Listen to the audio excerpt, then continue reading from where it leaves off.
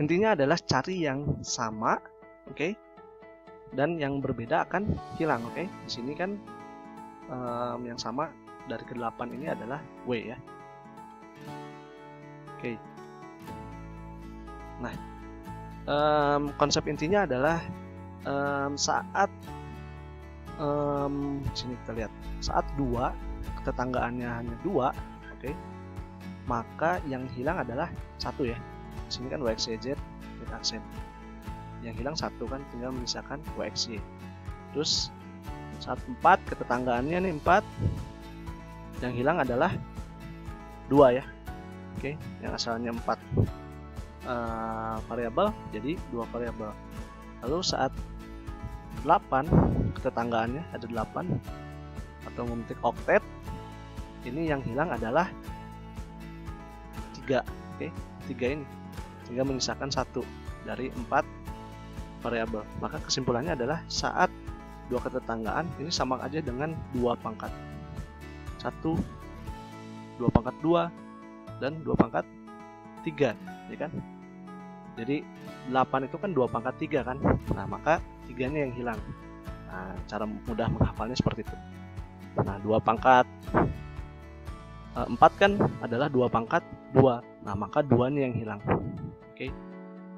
Maaf, untuk yang 1 ini 2 pangkat 1. Maka 1 aja yang hilang. Oke ya, itu cara menghafalnya.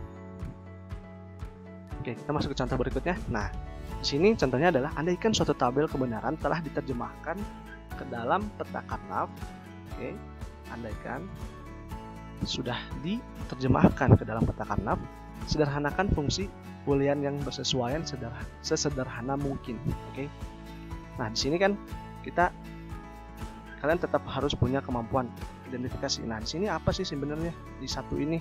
Di sini kan kita lihat bahwa yang ini adalah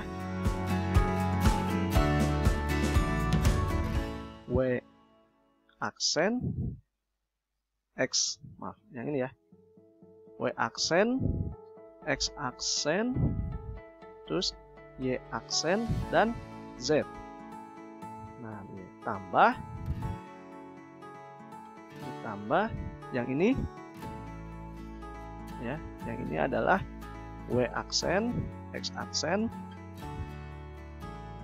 Y, Z. Oke. Nah, di sini kita lihat apa yang sama nih. Oke, ternyata di sini itu yang sama adalah apa ya? Identifikasi.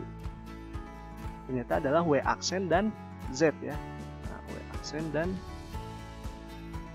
maaf, ada WX ya, ada WX aksen dan Z. Maka yang WX aksen dan Z. Dan seterusnya ya, kalian identifikasi. Nah, hasilnya adalah ini. Nah, prinsipnya dalam peta karnaf ini, dalam pemetaan peta karnaf ini, identifikasi dulu ketetanggaan dengan jumlah yang paling banyak. Kalau misalnya memang di sini ada 8, kalian kelompokkan dulu jadi 8. Nah, tapi di sini kan yang terbanyak adalah oktet ya. Kalian bentuk dulu 4 gitu. Prinsipnya gitu. Kelompokkan dulu, setelah itu baru yang terkecil turun ke 2. Kalau 8 nggak ada, ke 4, kalau 4 nggak ada, ke 2.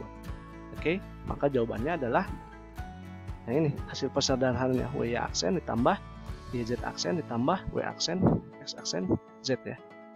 Baik, kita masuk ke contoh berikutnya. Nah, di sini minimalisasi fungsi boolean yang bersesuaian dengan peta karnaf di bawah ini, oke. Nah, kalian udah harus mampu dulu bagaimana memetakan satu ini ya. Kita udah asumsinya bahwa ini sudah dipetakan. Oke, terus ingat tadi kata saya bahwa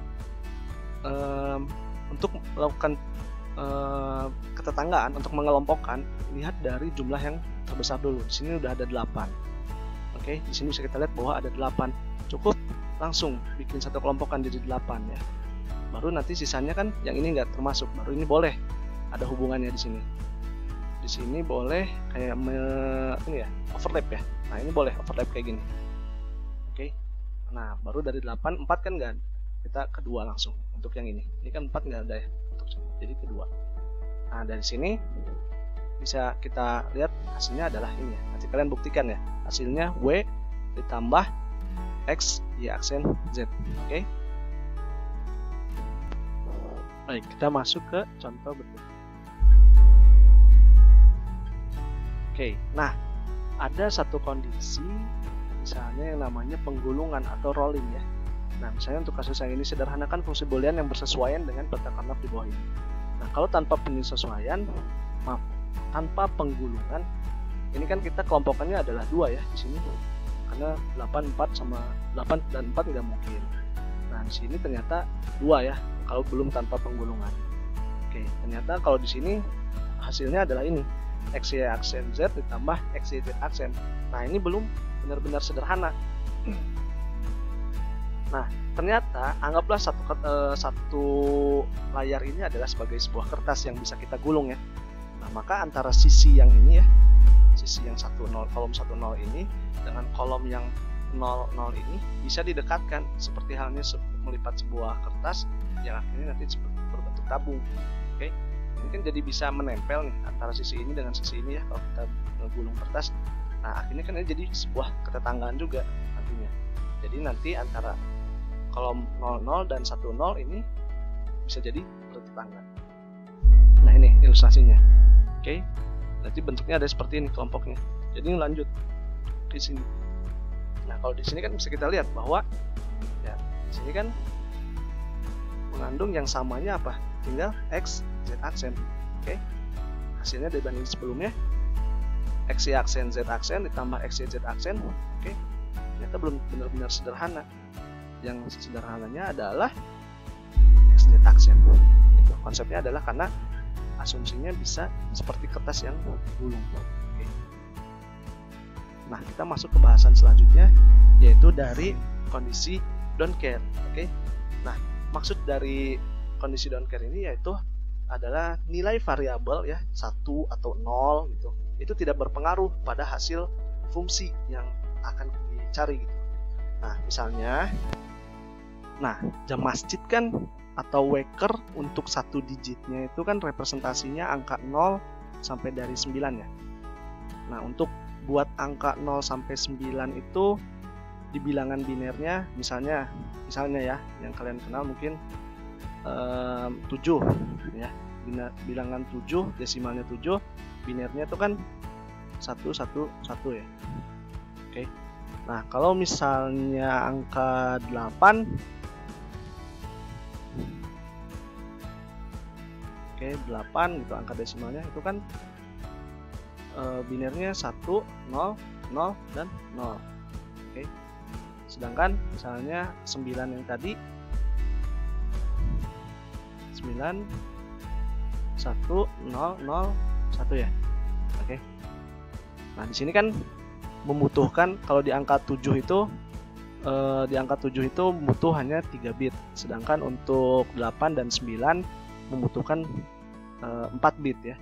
Nah, bagaimana dengan angka di sini kan 10 ya hasilnya.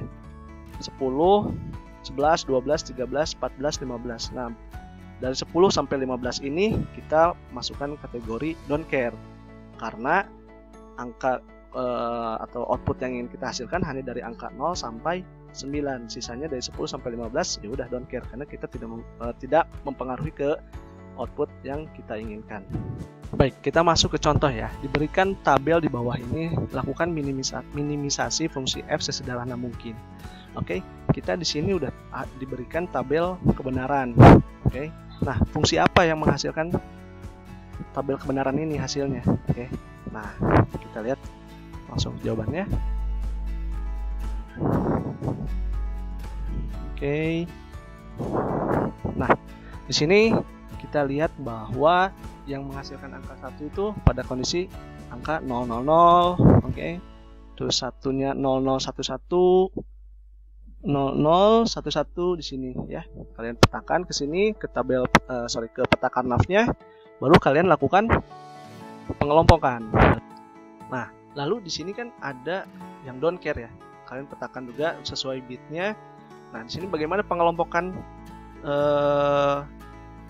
don't care-nya gitu. Nah, dalam penyederhanaan peta karnaf yang mengandung keadaan don't care, ada 2 hal penting yang dijadikan pegangan. Pertama, kita anggap semua nilai don't care ini disimbolkan dengan X ya, sama dengan 1 dan kemudian membentuk kelompok sebesar mungkin. Oke. Nah, Lalu yang kemudian yang kedua bisa juga dianggap X ini bernilai 0. Intinya adalah si X ini kita manfaatkan gitu ya. Nah, kita misalnya mengelompokkan untuk yang satu itu kan kondisinya SOP ya. Untuk yang 0 itu kondisi POS. Nah, untuk yang sini kita kelompokkan juga. Di sini kelompok sini yang kuat ya. Oke, di sini juga kuat bisa, satu juga bisa di sini kuat gitu. Nah, menghasilkan hasil penyederhanaan yang adalah BD ditambah C aksen, D aksen ditambah CD. Oke, untuk lebih jelasnya kalian harus membuktikan sendiri kenapa ini bisa hasilnya sini ya. Oke, dari panduan yang sudah ada. Oke, masuk selanjutnya. Nah, kita masuk ke bahasan berikutnya mengenai penyederhanaan rangkaian logika. Nah, contoh minimisasi fungsi boolean x, y, z, x aksen dan seterusnya gambarkan rangkaian logikanya sebelum disederhanakan dan sesudah disederhanakan. Oke, bisa kita lihat bahwa saat sebelum kita melakukan penyederhanaan banyak sekali gerbang logika yang kita gunakan ya. Di sini ada lebih dari 5 bahkan ya. Nah, ini kan tentu boros ya kalau kita langsung masuk ke tahap implementasi. Nah, untuk melakukan efektivitas kita lakukan dulu penyederhanaan rangkaian logika. Oke. Nah, kita bisa melakukan minimisasi dengan melakukan peta Karnaugh ya. Nah, peta Karnaugh-nya kan sebagai berikut nih. Kita ada 3 variabel, berarti cukup x, y, z di sini. Berarti ada 8 kotak. Oke, kita petakan fungsi variabel-variabel di sini sampai akhirnya kita lakukan langkah keduanya adalah kita mengelompokkan sehingga didapatkan hasil minimisasi adalah fungsi f x, y, z jadi x aksen y ditambah x, y aksen. Oke. Nah, kita gambarnya kan sekarang jadi lebih sederhana kan dibandingkan fungsi asalnya. Nah, sekarang kan tentu lebih sederhana penggunaan gerbang logikanya. Nah, rangkaian logika hasil penyederhanaannya adalah sebagai berikut. Yang asalnya menggunakan lebih dari 5 sekarang cukup 1, 2, 3, 4, 5. Nah, ini untuk tahap implementasi nanti jauh lebih hemat. Oke. Nah, di sini selanjutnya adalah latihan soal ya untuk menguji pemahaman kalian. Di sini ada 2 soal, silakan terkait dengan gerbang logika dasar dan minimisasi yang tadi ya tentang penyederhanaan. Silakan dikerjakan, nanti hasilnya dikumpulkan, informasi pengumpulannya akan disampaikan oleh ketua kelas. Terima kasih, mohon maaf atas segala kekurangan. Tetap semangat membelajar secara daring. Assalamualaikum warahmatullahi wabarakatuh.